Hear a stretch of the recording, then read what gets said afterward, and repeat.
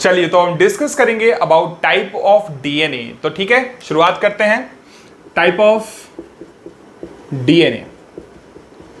देखो डीएनए में भी बहुत सारे टाइप्स हैं, जैसे कि एक डीएनए के बारे में आपने सुना है विच इज बी डीएनए।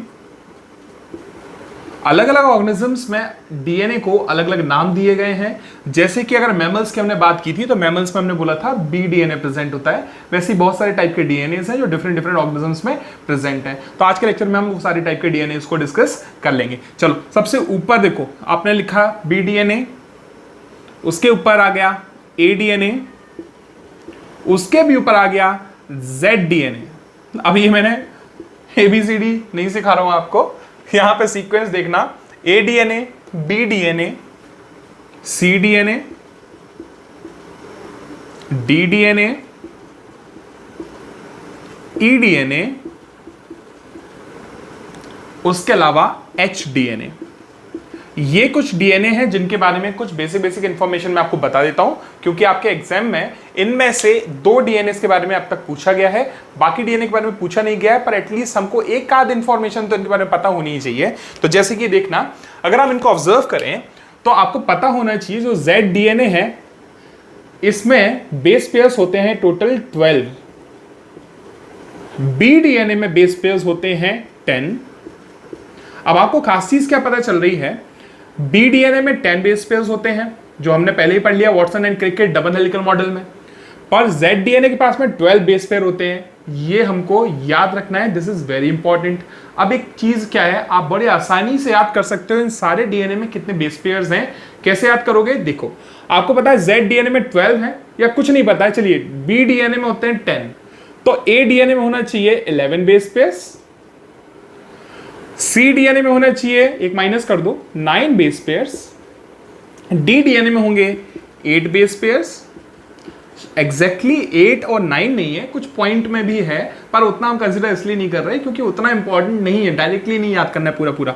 तो याद रखें, डी डीएनए में होगा 8 बेस पेयर्स, ई डीएनए में होते हैं 7 बेस पेयर्स, फिर पी भी लिख दिया मैंने, बेस पेयर्स, और लास्ट में जाके एच डीएनए की बात करें तो यहां पे बेस पेयर्स कितने हैं ये अभी तक डिसाइडेड या फाइंड आउट नहीं किया गया है, क्योंकि एक नया टाइप का डीएनए है, this is a triple stranded DNA. तो आपको याद रखना है ये सब डबल स्ट्रैंडेड, ये वाला ट्रिपल स्ट्रैंडेड। खास चीज, अब कॉइलिंग की अगर मैं बात करूं तो आपको पता होना चाहिए ये सारे जो डीएनए हैं ए से लेके ई तक जितने भी डीएनए हैं ये होते हैं राइट हैंडेड क्लॉकवाइज कॉइलिंग। तो याद रखना ये सारे डीएनए होते हैं राइट हैंडेड और क्लॉकवाइज कॉइलिंग शो करते हैं। कैसी कॉइलिंग शो करते हैं, राइट हैंडेड क्लॉकवाइज कॉइलिंग। पर जो जेड डीएनए है, ये नीट एग्जाम में आ चुका है, ये शो करता है left handed anti clockwise coiling.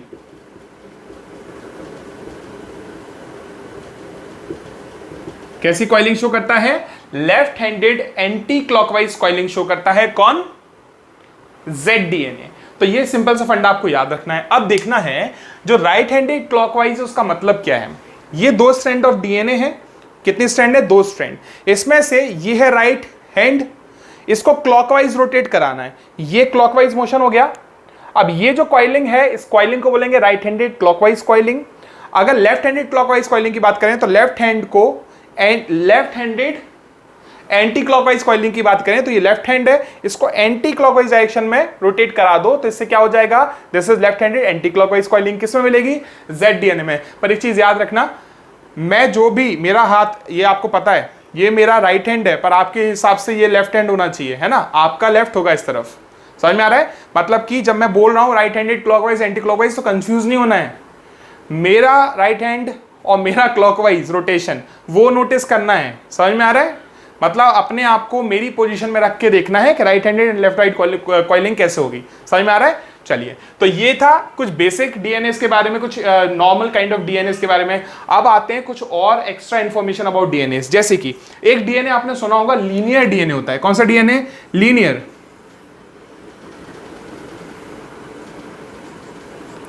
एक मिनट, लीनियर डीएनए आप लोगों ने अभी अभी पढ़ लिया। यूकैरियोटिक सेल में जो डीएनए आपने देखा है that DNA is linear DNA, उसको हम डिस्कस नहीं करने वाले हैं। सबसे पहला डीएनए हम डिस्कस करेंगे सर्कुलर डीएनए।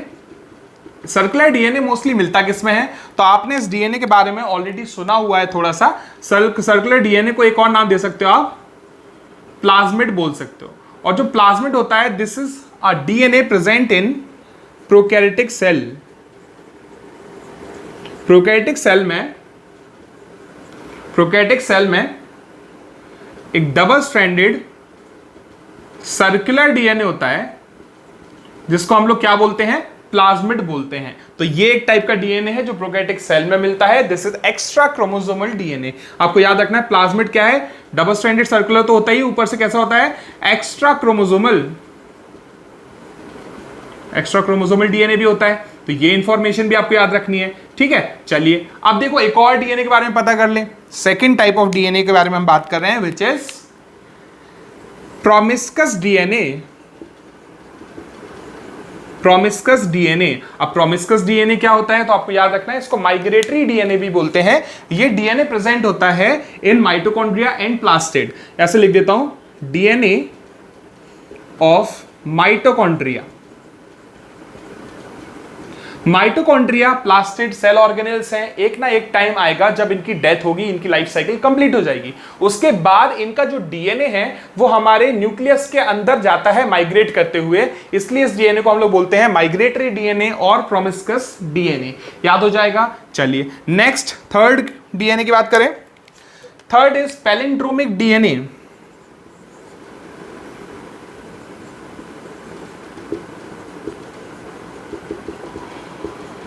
पैलिंड्रोमिक डीएनए जो है इन पे नाइट्रोजनस बेस का जो सीक्वेंस है बहुत स्पेशल होता है। क्यों, देखो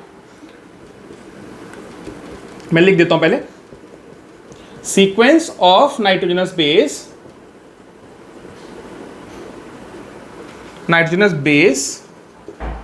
on these DNAs, on this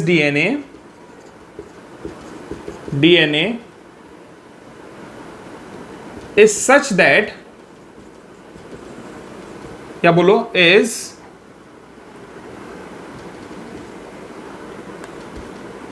sequence of nitrogenous base on this DNA can be read same in opposite direction.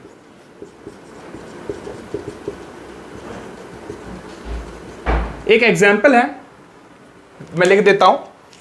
अगर आप नोटिस करो,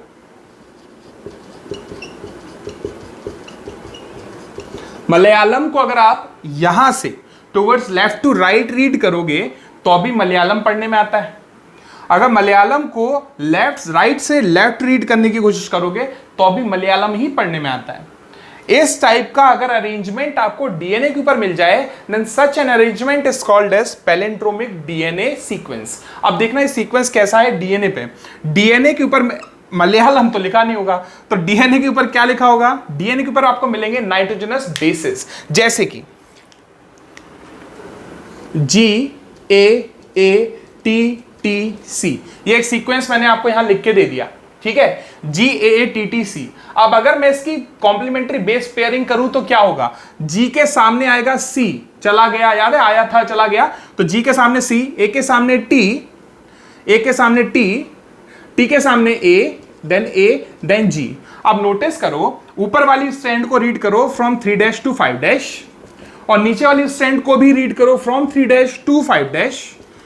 रीड करने पे आप ऑब्जर्व करोगे, ऊपर वाली स्ट्रैंड को रीड करोगे तो पढ़ने में आएगा GAATTC, नीचे की स्ट्रैंड को रीड करोगे फ्रॉम 3' टू 5' तो पढ़ने में आएगा GAATTC। तो यहां से 3 से 5 देखोगे GAATTC, नीचे से देखोगे GAATTC। सेम ही क्यों आ रहा है ये, क्योंकि डीएनए में कुछ कुछ रीजन्स ऐसे होते हैं जहां पे इस टाइप का सीक्वेंस या अरेंजमेंट मिल जाता है। दिस टाइप ऑफ अरेंजमेंट या this type of DNA is called as palindromic DNA.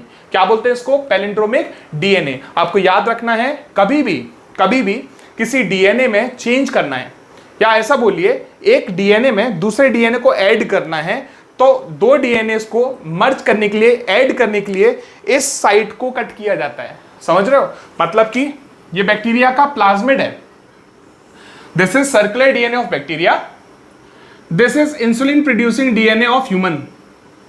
इस insulin producing DNA of human को इस बैक्टीरिया में कैसे इंसर्ट करवाएं? तो बैक्टीरिया में आपको मिलेगा एक पैलिंड्रोमिक एरिया, पैलिंड्रोमिक सीक्वेंस। उस सीक्वेंस को कट किया जाता है। उस सीक्वेंस को कट करने के बाद उस सीक्वेंस के बीच में इंसर्ट करवाया जाता है इस डीएनए को।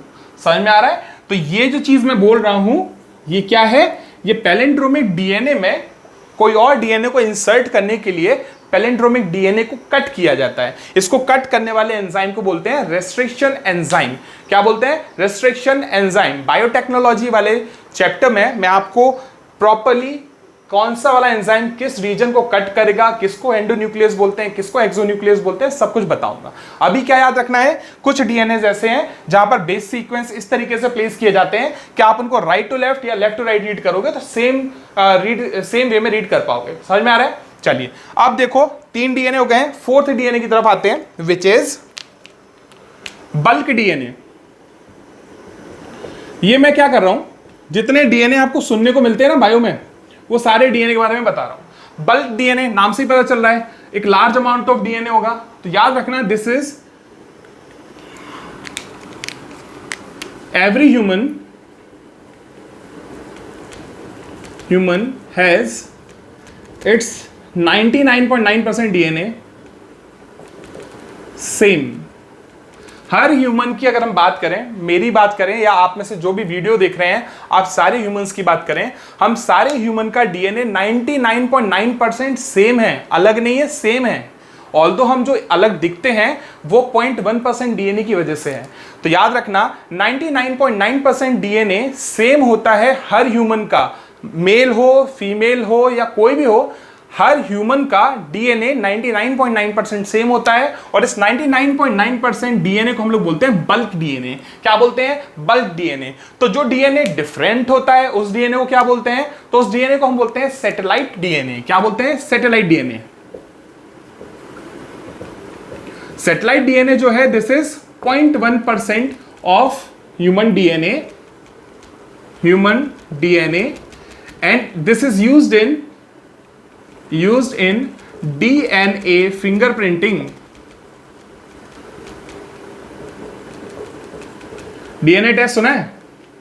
डीएनए टेस्ट में जो डीएनए यूज करते हैं वो डीएनए है सैटेलाइट डीएनए। अब सैटेलाइट डीएनए भी माइक्रो सैटेलाइट, मिनी सैटेलाइट होता है, उसको हम डिस्कस अभी नहीं कर रहे हैं क्योंकि बायोटेक्नोलॉजी का पार्ट है, वहां पे भी स्टडी करना है। ठीक है, तो क्या याद रखेंगे? Bulk DNA is 99.9%। This DNA is same in each and every human being. पर सैटेलाइट डीएनए जो है ये 1% डीएनए होता है which is different in all individuals, और इसका हम यूज करते हैं इन डीएनए फिंगरप्रिंटिंग और डीएनए टेस्ट। समझ में आ गया? तो ये कुछ बेसिक टाइप के डीएनए थे जो मैं आपको बताना चाह रहा था। अब हमने कंप्लीट कर लिया है डीएनए, टाइप्स ऑफ डीएनए वाला पोर्शन।